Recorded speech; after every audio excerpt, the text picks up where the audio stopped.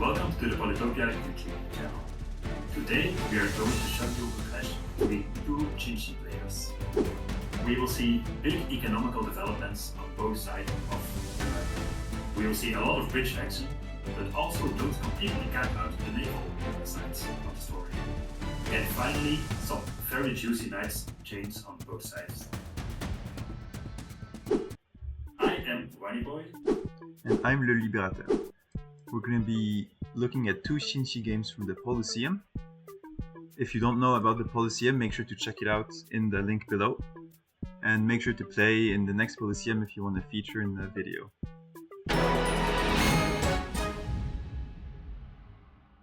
So to start off, what do you think about the spawns? Well, I think actually both of these spawns look remarkably similar.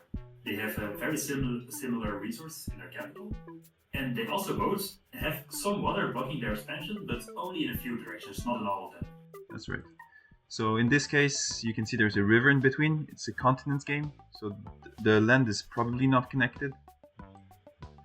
And you have a lot of time to just sit back and develop. Okay, alright, let's jump into it.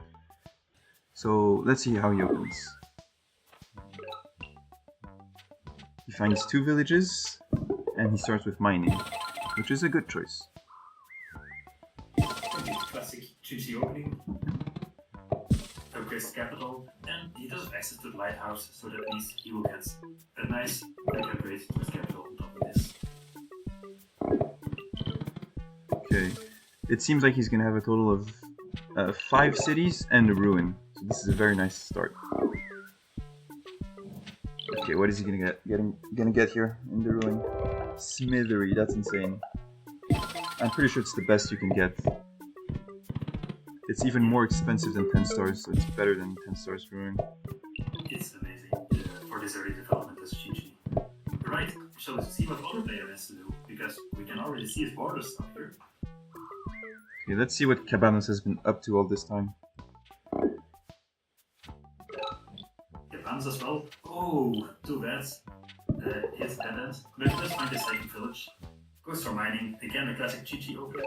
And he does have this ruin nearby. Another quite annoying patch of water that's there. But he is getting his units, he's getting population. That's also a really nice opening on Xin-xi. Going for some further exploration, he buys the smithery. So he's also going for the big cities right away. And he starts finding his villages. We see 4 villages. He will probably also have a 5th one in the north corner. Start to upgrade his cities a little bit further. And he ends turn 8. Oh no, even more.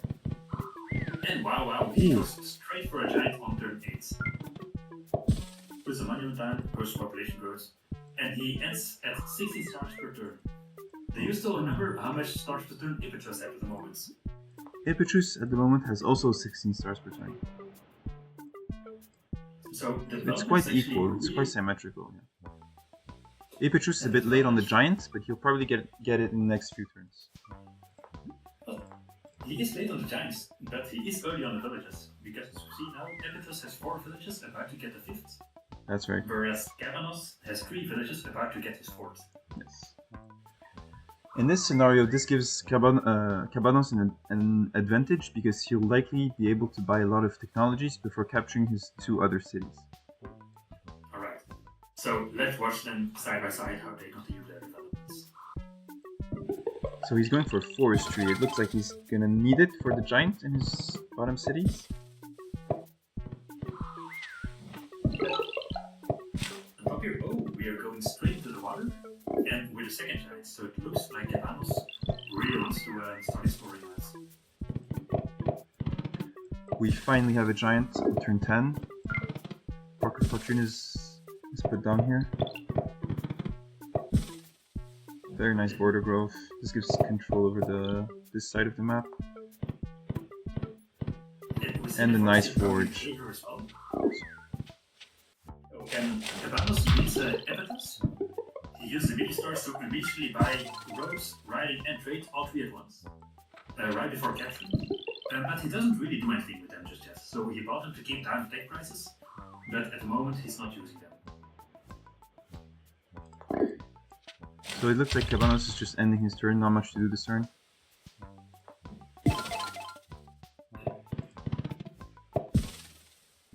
Kabanos, in the meantime, exploring further onto the water, started to put down some economy.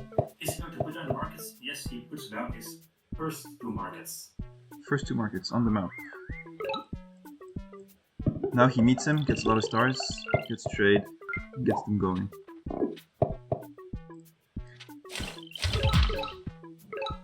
Ooh, an 11th village on the map.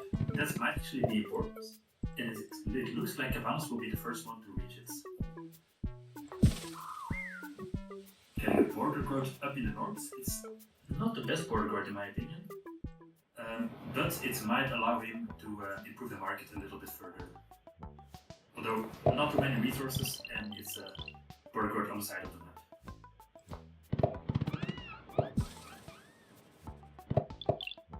And red here gets a border growth of his own. This is a very game-changing border growth because he not only denies this one, these 3 squares from Kabanos, he also gets access to the waters and access to the forests that are going to be able to block any knights or riders coming in. That's right, because he now almost exclusively has control over the main bridge spots on the map. That might actually be really important. Let's see how they make use of all this space. He's gonna get this village with a giant. Oh, and he is further upgrading the markets using mathematics over here. So it's really going for the economical developments. We can see on the end of turn 13 that Ipetrus is kind of running into some time trouble. He ends the turn with 19 stars. Here he can, for example, chop the forest and put a market. He has still market spots on this side to use. You can clearly see he's out of time, and this is something you have to keep in mind when you look at these games. It's a live game, the time format is very fast-paced. So these players are going to make some mistakes, of course, and do their best to try and still win. Ipetrus also goes for mathematics, upgrading all these nice trade spots.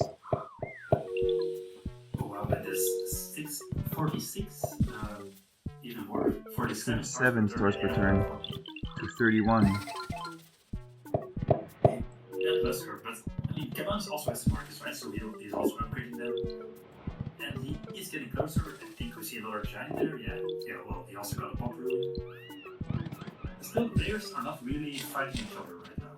They're still playing economical development on their own. Basically, monopoly instead of risk. We can see that Kabanos' markets aren't as good as Ipetrus's. Yeah, the markets give some value, but they're a lot smaller. It might be better if they were planned a bit better right from the start. But he has to work with what he has now. Absolutely, yeah.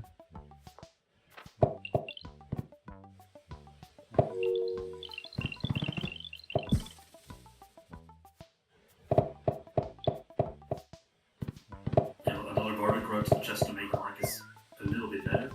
So we've seen a lot of border growths in this game. Oh, and here come the bridges. A bridge. He's going for the aggression on land. Let's see how it turns out. 3 giants lining up here to go into the territory. Well, but of course, Kabanos is not going to let it happen, right?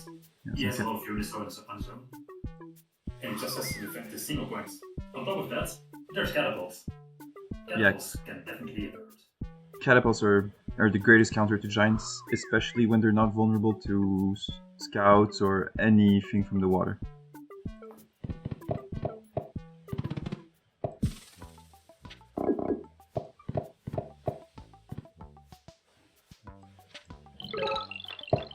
That's very aggressive.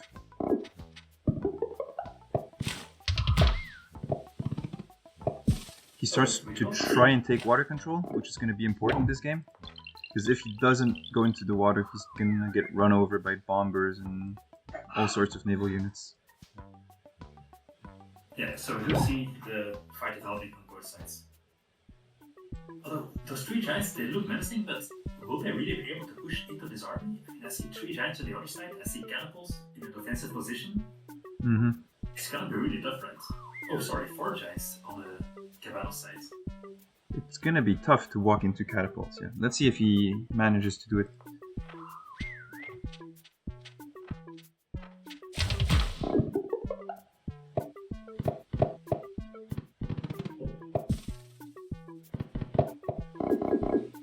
Even more economical developments. Yep. At the moment, Ipetas is ahead quite a lot in stars. He makes a 58 stars per turn, whereas Kabanos only makes 47 stars per turn. So that's also something important to keep in mind here. Even with militaries on quite similar levels, Ipetas is far ahead when it comes to his economy. That's right. Mind something here. The giants on Kabanos' side are defended. It gives him a huge advantage in defense. Ooh, there goes one giant. And diplomacy. He is using those stars that he has. Yep. This city is going to be kind of hard to defend because all this water is controlled by Epetrus. However, on the other side, I don't see how he's going to make some cloaks work.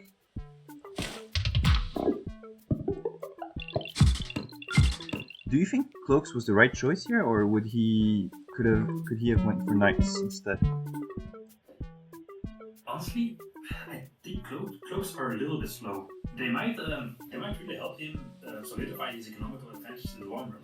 Mm-hmm. But right now, we are already seeing the catapults on the other side.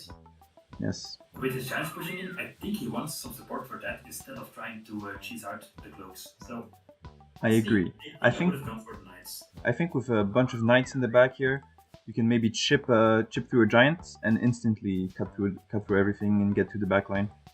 This could be a game plan. Of course, cloaks works as well. I think personally think it's a bit early to go for cloaks, but let's see if it works. Oh, and we see here he's disbanding the giant. Giant only has 2 stars, 2 health left, but by disbanding it, he gets 5 stars back. So that's actually a really good play here. And oh man, would you look at that? Just look at how those catapults are clustered up. Just imagine having a knight in this situation. Yeah, if you had a knight here, you could kill this giant, kill everything. The game is soon to be over. But instead, we have a knight here on Kabanos' side. It's gonna be dangerous because let's look at vision. We don't have vision over it. We don't know it's there. Alright, and it just also has quite a lot of squishy units stacked together. Yeah, this is dangerous. We might be seeing ourselves a night chain. This is dangerous.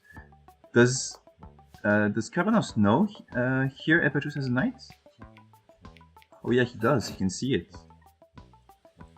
You can see it. He's aware. He did disband, right? Oh yeah, he did disband a unit. This is an important clue. He did disband a unit, so Epetrus should be aware that knights are lurking.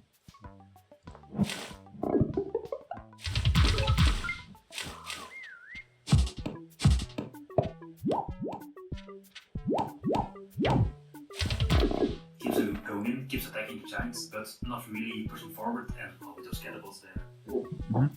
It looks like Kabanos is completely giving up water control. Here, 2 giants against 1, he cannot hold at all. Well, he's also not using his... No, he's also not making any other naval units, right? Right, yeah. Which just drops. He won't be able to defend. Okay, here comes the knight. How's it gonna move? He chips away the giant. He goes around on the right, okay. Oh boy, that is absolutely brutal. Eesh. That was satisfying to watch. We see some more. Oh, the second giant in the west, so he's not completely given up on it. Killing the giants, but he's not going for the siege on Leliberateur. That's a bit of a waste. He could have, I think we have a little eye here. I think this eye belongs to the giant. He sees a cloak, most likely here. Alright. But yeah, he already knew there were cloaks, right? So he knows the cloak is somewhere there. Yes. With the cloak in the water, he won't be able to uncover the cloak. The most he can do is try to block it. Well, yes, I think if he moved his giant only 1 square, it would cover the cloak, but like you have to remember everything when you're thinking about the night chain and you don't have much time. But yeah, if he gets a unit on the bridge here, the cloak is rendered useless.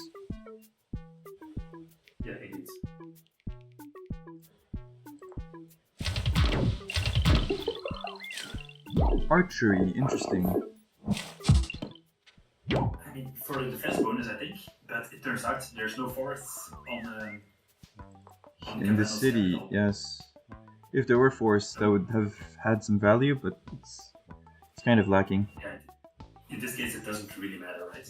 Mhm. Now, there's one thing, he has a lot of cloaks here, but cloaks will not help him against the giants that's right next to his city. Though I don't think he will be able to keep spamming the cloaks for much longer. 2 cloaks already has a lot of value. Like just this hit spawns 1, 2, 3, 4, 5 units and steals 8 gold. So it's -8 for Kabanos and +8 for Epitrus. So it's huge value already for the cloak. Oh, that is true. He basically just refunded the entire cloak. Yep, absolutely. More naval control. Okay, here comes the But of knight. course, the knights are quite good at taking down the daggers. But still, you need to invest a lot of units in it. Even if the knight can take down most, you still needed 3 hits from other units to take them down, so it's really annoying. Meanwhile, Kabanos is also going for the siege, pushing forward with the giants, setting up some control with the catapults. Really, the only place where he's still getting pushed back is on the water. Yep, absolutely. This city is quite weak. He doesn't forget this time to put a unit on the bridge. It blocks the cloak from coming in, as we've mentioned before. Yeah, he's gonna have to watch out for this city that's starting to get weak. He knows it and puts some units in the water. Yeah, and still more nice. Spiritualism. Interesting. Where do you think he wants to... Spiritualism here? Does he want to grow force somewhere? Maybe to upgrade his markets? This is 8. This is 8.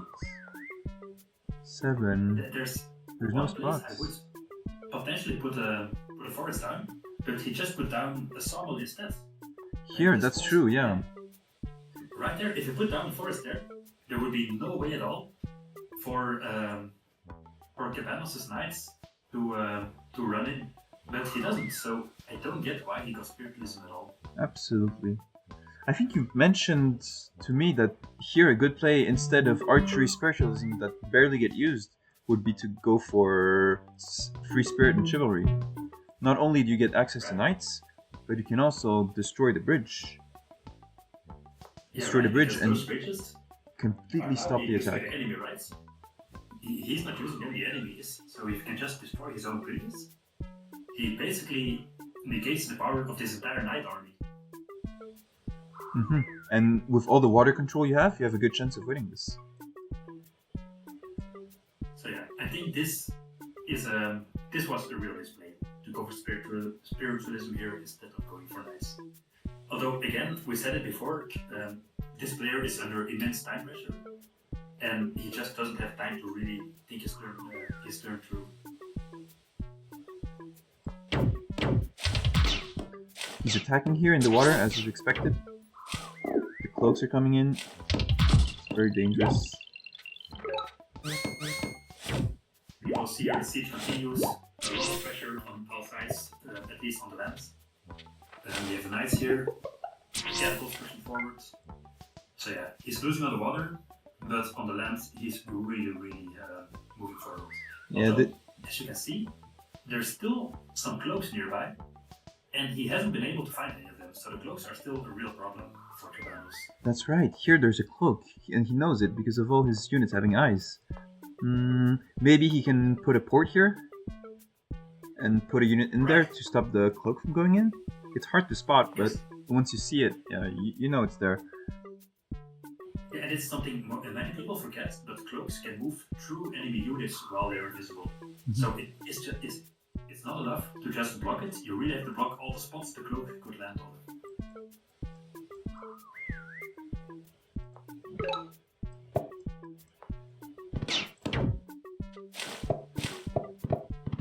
Okay. Well, we do see some units in the water, and he got scouts, but it might be too late. I mean, just look at it right now. The giant is about to walk into the city, he doesn't even put a unit there. Yeah. So it does look like Kabanos is about to lose his water city. Oh, he doesn't siege with the giant, he goes with the cloak. Interesting. I mean, why not, right? It's just more units. Ah, finally, chivalry. Nice. There goes the cloak. And the giant push. And I actually think it would have been possible here to do a Houdini. But he was under a lot of time pressure. And on top of that, if he did the Houdini, he would have had to sacrifice all of his catapults. So I think it was a good choice to just go for a giant push without trying to do anything fancy. Oh, how do you get to this square to Houdini? Well, if you use both of your riders. Oh right, you can kill the swordsman. That's right. Okay, yeah, and nice. then bounce through to that spot. That's nice. That's nice. But yeah, it's good that he didn't do it. However, you don't necessarily have to, because maybe like 2 hits on the giant with the catapults and 2 hits with the riders instantly kills. And this is a classic. I'm not sure, but I'm guessing it is. It's like 10-10 and 6-6, something like that. And that should be about. Right, now, yeah. Now I want to grab Polytopia. Make sure to use Polycalculator, guys. A few moments later. It would have killed. It would have killed. Damn, it would have killed. That's actually. Well, but that's important. If he had done that, then the swords would have been able to kill the catapult on his other city. So it would have been a. That is true. That is true. And the knights can come in. Yeah, yeah. That might have been a mistake. Yes, you're right. The giant pop is good.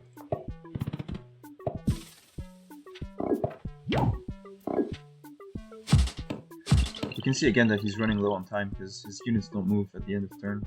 His catapult is just running out of time. Yes, turn is 6 stars, and the catapult doesn't even shoot. Well, the giant box is quickly getting taken down, so we could have expected that, but at least he bought some time by making it. Resources. So, at the moment, it looks like Kabanos is really dominating. He's only making 37 stars per turn, mind you, whereas Epitrus is making a lot more money, but his military is so much bigger. Part of that is because of the cloaks, because the cloaks are constantly taking down the economy on Kabanos' capital. Absolutely, yeah. And another siege. You see it coming? This one's gonna hurt. Oh, I do see it coming. It's gonna be See it coming? Let's pause right there, just take it in for a second. Take it in. Where's this knight going? Oh boy. Oh boy. That's gonna hurt. It's going everywhere. Yeah. Okay.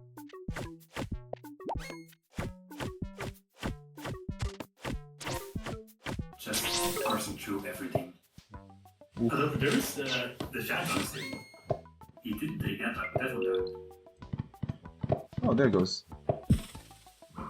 Never mind. And suddenly the game is looking very different. Yes. After the knight has chopped through everything, the game is looking very one-sided here. Because he... sorry, I forgot the name. Epitrus still has all the water control, whereas Kabanos has lost all his land control. So, I think at this point... I think we can say at this point that Epitrus has won the game. There's not too much Kabanos can do right now with his lower economy and with his entire frontline army taken down. I mean, he does have a few giants in Epitrus' territory, but I don't think those will survive much longer.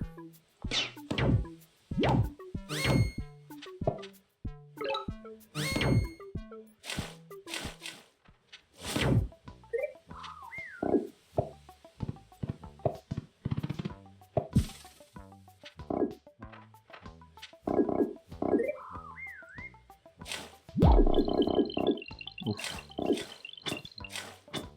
Yeah, and you see why it's so hard to play for Kabanos. Ouch, that hurts. One cloak goes in here, the knight kills everything on this side. Okay, that was a very nice game. So yeah, be careful of knights. These guys are dangerous. Thank you all for watching this amazing game. Share your thoughts in the comments. Join us for the next Polytopia. The link for that is in the description below. Like and subscribe our channel. Join our Discord and other social media. The links are also in the description. If you'd like to see more Polytopia content, click the Sebastio video that's on the screen right now. Take care and see you in the next one. Bye bye, take care.